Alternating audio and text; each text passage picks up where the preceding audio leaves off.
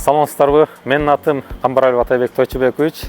Мен Тогузтор районундагы Атай үйрөнчүлүк чарбасынын директору болуп иштейм. Ошо Атай үйрөнчүлүк чарбасынын директору болуп келгенимге 2 ай 18 күн болду бүгүнкү күн менен. Мен ошо келгенимде, директор болуп келгенимде ошо Байдыйкан айыл чарбасын колдоо борбору менен биз сүйлөшүп, ушул жерден тракторлорун көрүп, бизге 100 миллион трактор жаккан. Анткени 100 миллион трактор заманбап, жакшы трактор экен. Анын кепилдиктери да жакшы экен. Ошондуктан биз ошо менен меморандумга кол койгонбуз. Мен ушуну алуу боюнча өзүмдүн планыма киргизгем.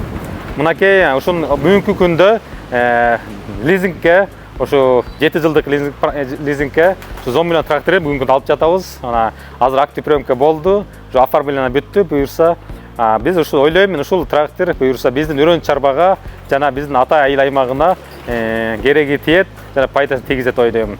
Мен буюрса келечекте 2025-тен 27 жылга чейин бизнес план жазганбыз. Ошол бизнес планда Байдыйканда дагы пресс-подпоршик, жатка жана айыл чарба багытында бардык техникалар алуу боюнча биз планга киргизгенбиз.